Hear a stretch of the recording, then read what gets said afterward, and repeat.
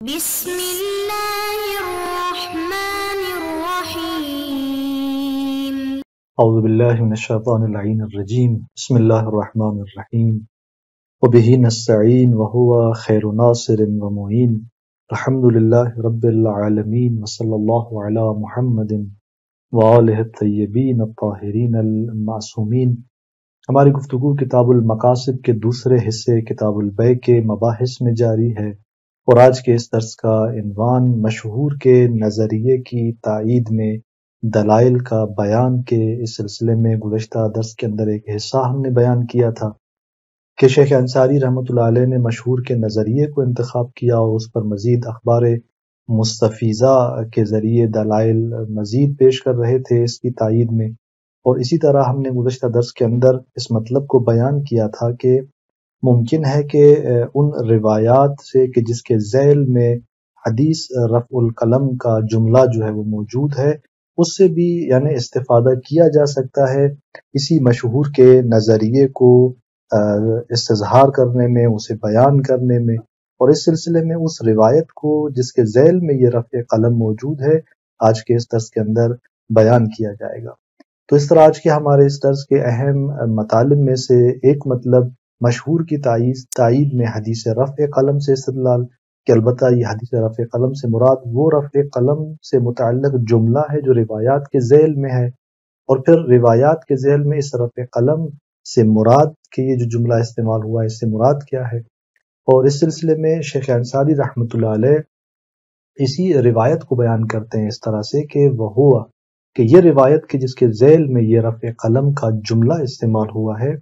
فرماتے ہیں کہ وہ ما ان قرب الاسناد، کہ جو قرب الاسناد سے بسندہ ان ابی البختری، کہ ابی البختری سے ایک یعنی سند کے ساتھ یہ روایت نقل ہوئی ہے، ان جعفر علیہ السلام، امام جعفر صادق سے، ان ابی ہے انہوں نے اپنے والد گرامی سے، ان علی علیہ السلام، اور یوں یہ روایت جو ہے وہ امام علی علیہ السلام سے منقول ہے۔ اس روایت کے اندر کیا ذکر ہوا ہے؟ فرماتے ہیں کہ انہ کان یقول فی المجنون، کہ وہ بزرگوار امام علیہ السلام فرماتے تھے مجنون کے سلسلے میں، یعنی وہ کہ جو جس پر جنون طاری ہے، والمعتوہ، اور وہ معتوہ یعنی وہ جس کو عقل نہیں ہوتا، یعنی عقل نہیں رکھتا، وہ عقلی اعتبار سے وہ اپنے رشد میں پیچھے ہے، تو اس طرح یہ مجنون اور یہ معتوہ الذی لا یفیق، کہ جو افاقہ جسے حاصل نہیں ہے، اور اسی طرح والصبی، یعنی وہ مجنون اور وہ معتوہ کہ جو اس جنون سے سلامتی نہیں رکھتا، ابھی اسے افاقہ نہیں ہوا، والصبی الذی لم یبلغ،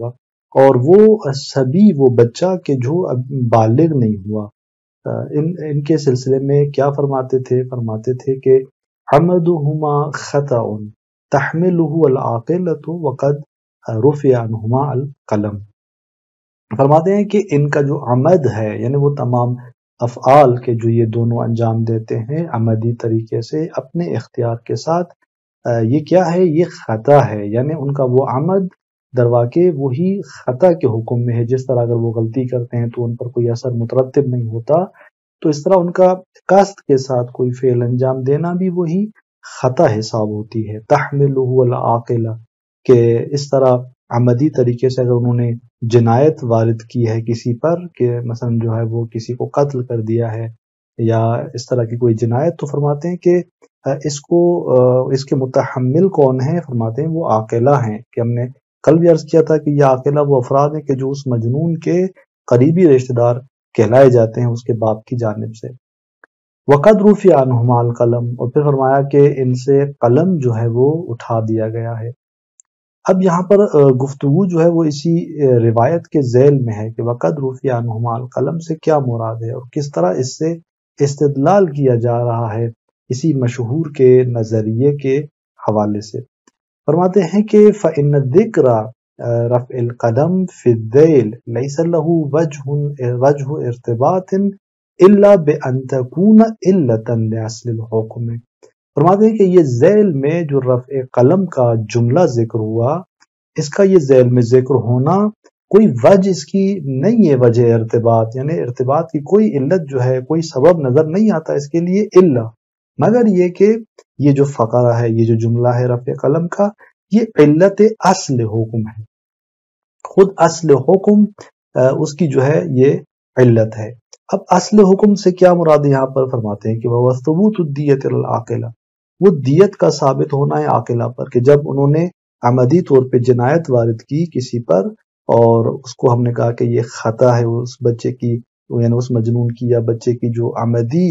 فعل ہے یہ خطا کے حکم میں ہے، لہٰذا اس کی دیت اس کے عاقلہ پر ہے۔ یہ جو اصل حکم بیان ہوا اس کے اندر فرماتے ہیں کہ وَقَدْ رُفِعَ عَنْهُمَا الْقَلَمُ، یہ درواقع علت ہے اسی حکم کی، کہ کیوں جو ہے مثلا اس کی دیت عاقلہ پر ہے، یعنی بلکہ جو ہے کیوں ان کا عمد جو ہے وہ خطا ہے، کیوں ان بچوں اور اس مجنون کے جو وہ افعال کے جس کے اندر وہ اپنے ارادے سے اپنے قصد سے وہ انجام دیتے ہیں، ہم نے کہا کہ وہ خطا ہے، اس پہ کوئی اثر مترتب ہونے والا نہیں ہے، تو اس کی علت فرماتے ہیں کہ یہ ہے کہ وَقَدْ رُفِعَ عَنْهُمَا الْقَلَمُ، کہ ان سے تو قلم مرتفع ہے، کہ احکام کا کوئی ان پر قلم لاگو نہیں ہوتا، مؤاخذہ نہیں کیا جائے گا ان سے، نہ مؤاخذہ ایسا کہ جہاں پر انہیں جو ہے وہ دنیاوی یا اخروی کسی عذاب کا اثر مترتب ہوتا ہو ان کے ان اعمال پر، فرماتے کہ نہیں، اس طرح کا قلم ان سے مرتفع ہے، جب مرفوع ہے تو بس ان کی جو دیت قرار دی گئی وہ ان کے عاقلہ پر اور خود ان کے فعل کو خطا کے حکم میں لایا گیا۔ اب ایک صورتحال یہ ہے کہ رفع قلم کو ذیل میں لانا یہ اس لیے ہے کہ علت اصل حکم ہے،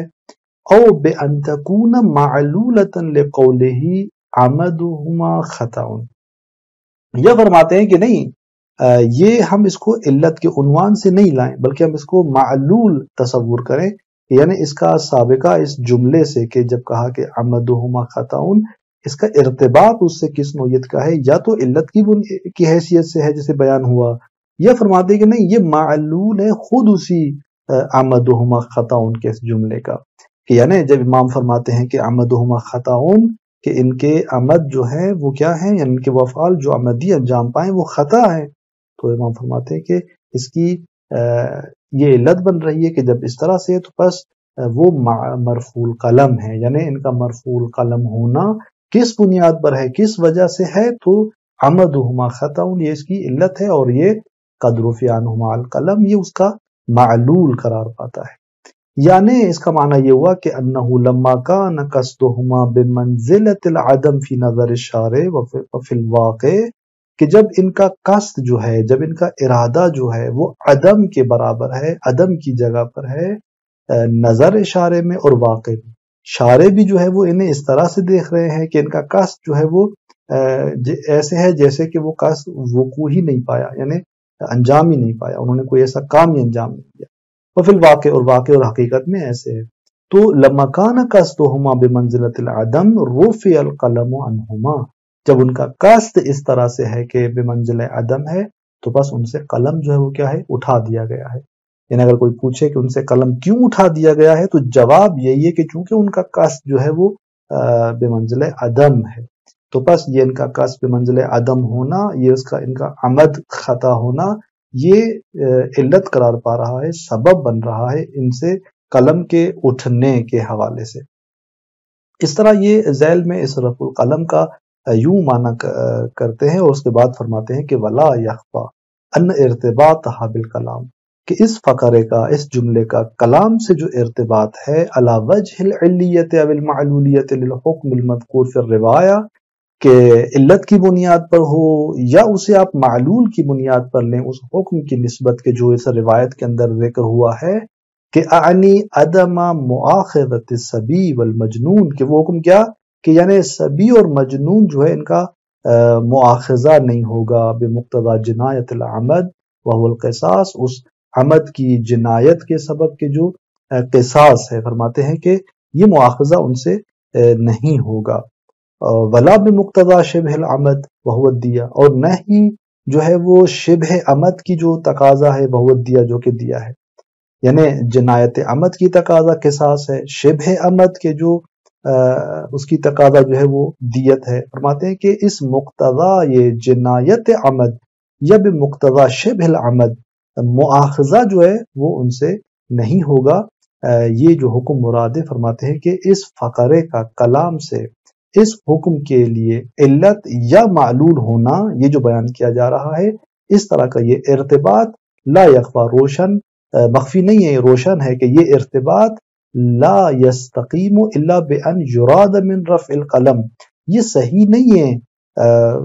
مگر کب جو ہے یہ ارتباط درست ہو پائے گا، جب ارادہ کیا جائے اس رفع قلم سے ارتفاع المؤاخذة عنہما شرعا من حیث العقوبة الاخرویہ والدنیویہ المتعلقة بالنفس کالقصاص۔ فرماتے ہیں کہ یہ اس فقرے کو اگر آپ چاہتے ہیں کہ حدیث کے اوپر اس حکم سے علت یا معلول کی بنیاد پر ایک ارتباط جو ہے وہ قائم ہو، تو یہ ارتباط تب ہوگا جب آپ رفع القلم سے کیا معنی مراد لیں گے؟ رفع القلم سے آپ مراد لیں گے مؤاخذے کا ارتفاع اس صبی اور مجنون سے شرعن، وہ بھی کس حیثیت سے؟ یعنی مؤاخذے کا ارتفاع نہ فقط دنیاوی یعنی اخروی کہ آپ کہیں کہ ان پہ عقاب نہیں ہوگا، بلکہ دنیاوی اور اخروی دونوں، یعنی شرعن جو ہے مؤاخذہ ان سے مرفوع ہے من حیث العقوبۃ الاخرویہ والدنیویہ المتعلقۃ بالنفس کالقصاص، وہ عقوبت دنیاوی جو نفس انسانی سے وابستہ ہے قصاص کی صورت میں، اول مال، یا وہ عقوبت دنیاوی، وہ مؤاخذے دنیاوی جو اس کے مال سے وابستہ ہے، کا غرامت دیا، جسے مال سے دیت کا جو ہے وہ خسارے کے طور پہ دینا۔ وہاں فرماتے ہیں کہ آپ اگر ایک کلام کے ساتھ اس فقرے کے ارتباط کو دیکھنا چاہتے ہیں تو یہ اس صورت میں صحیح ہو سکتا ہے کہ جب آپ اس کا معنی اس طرح سے کریں گے کہ رفع قلم سے مراد مؤاخذے کا ارتفاع فقط اخروی نہیں ہے، یہاں پر اخروی اور دنیاوی دونوں ہیں۔ تو اس طرح سے آپ فرماتے ہیں کہ وعدم ترتب ذلك الافعال مع المقصودة المتعمد الیها مما لو وقع من غیرهما مع القصد والتعمد لترتبت علیہ غرامۃ اخرویہ او دنیاویہ۔ اور فرماتے ہیں کہ مترتب یعنی اس کا مترتب نہ ہونا ان کے افعال پر کہ المقصودت، وہ افعال کے جو مقصود ہیں جن کی نسبت تعمد کیا گیا ہے، یہ فرماتے ہیں کہ مترتب نہ ہونا ان کے ان افعال پر اس طرح کے آثار مما لو وقع من غیرہما، فرماتے ہیں کہ وہ افعال کے جو مقصود ہیں متعمد ہیں جن کی نسبت عمد کیا گیا، قصد کیا گیا ہے،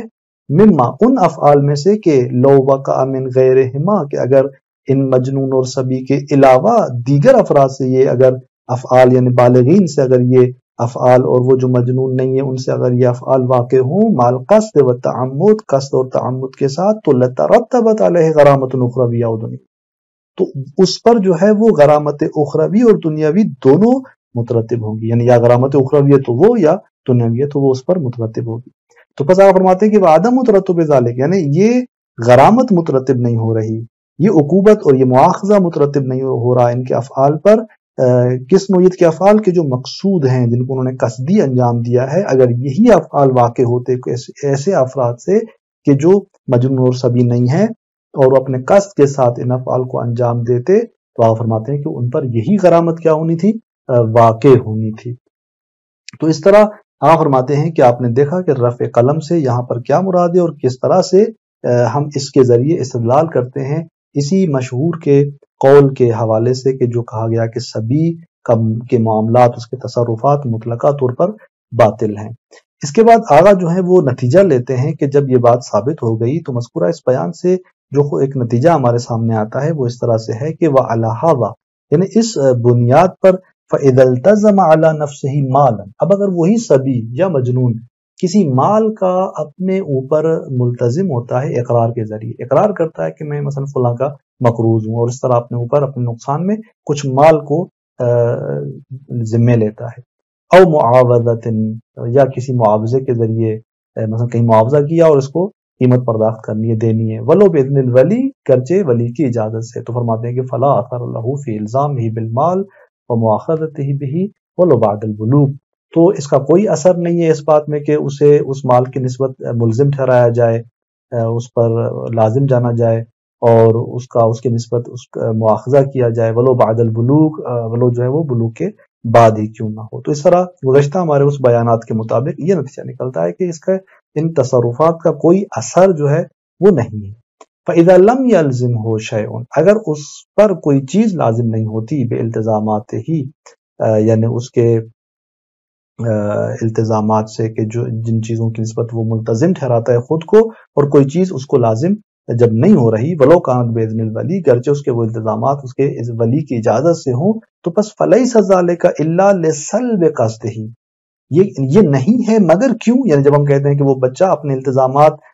کی صورت میں کوئی چیز اس پر ملتزم نہیں ہوتی، اس کے التزامات مؤثر نہیں ہیں، کوئی اثر اس پر مترتب ہو رہا ہو، تو یہ کیوں ہے؟ فرماتے ہیں کہ الا لسلب قصدہ، کیونکہ اس کا قصد مسلوب ہے، وعدم العبرت بانشائہ، اس کے انشاء کی کوئی جو ہے وہ اعتبار نہیں ہے، اذ لو کان ذلک لاجل عدم استقلالہ وحجرہ عن الالتزامات علی نفسہ لم یکن عدم المؤاخذۃ شاملا لصورت اذن الولی۔ فرماتے ہیں کہ اگر یہ جو ہم کہہ رہے ہیں کہ یعنی اس بچے کے تصرفات کا اثر نہیں ہے، اگر یہ فقط اس لیے ہوتا کہ چونکہ وہ مستقل نہیں ہے، وہ ممنوع ہے اپنے التزامات کی نسبت خود پر، یعنی وہ اپنے تصرفات کے اندر استقلال نہیں رکھتا، اس بنیاد پر اگر ہم کہیں کہ اس کے تصرف کا کوئی اثر نہیں ہے، جب وہ مستقل طور پر وہ تصرف انجام دے، وہ کام انجام دے، یا کسی چیز سے ملتزم ہو تو اثر نہیں ہے، تو لم یکن، تو پھر مواخذہ نہیں ہوتا، یعنی پھر یہ عدم مواخذہ شامل نہیں ہوتا لصورت اذن الولی، اس صورت کو جہاں ولی کی اجازت ہو، جبکہ ہم دیکھ رہے ہیں کہ حتیٰ جہاں ولی کی اجازت ہے وہاں پر بھی یہ عدم مواخذہ شامل ہے اس کو، تو اس کا مطلب یہ ہوا کہ اگر ولی کی اجازت سے وہ التزامات انجام دے رہا ہے، کسی چیز سے ملتزم ہو رہا ہے، تو وہاں مواخذہ نہیں، تو اس کا مطلب یہ کہ مطلقہ طور پہ اس کا قصد جو ہے وہ بے اثر ہے۔ وقد فرضنا، جبکہ ہم پہلے فرض کر چکے ہیں کہ حکم کیا ہے؟ مطلقہ ہے، چاہے اجازت ولی کی ہو چاہے نہ ہو۔ فیدل بالالتزام، بس التزام سے دلالت اس کی اس بات پر ہے کہ علی کون قصدہ فی انشاءاتہ و اخباراتہ مسلوب الاثر، کہ